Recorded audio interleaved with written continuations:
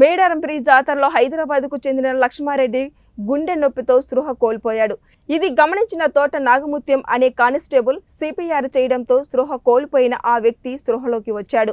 ప్రస్తుతం బాధితుడు ఆరోగ్యం నిలకడగా ఉంది.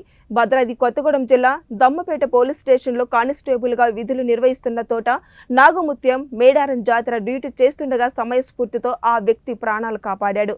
సవాళ్లతో కూడిన పోలీసు ఉద్యోగంతో ఎన్ని ప్రతికూల పరిస్థితులు ఉన్న డ్యూటీతో పాటు మానవత్వం ఉందన్న విషయాన్ని మరోసారి గుర్తు చేసింది.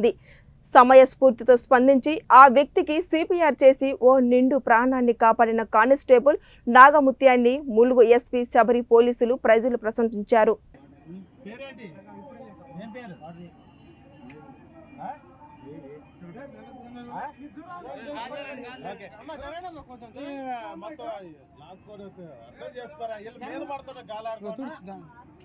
అంతా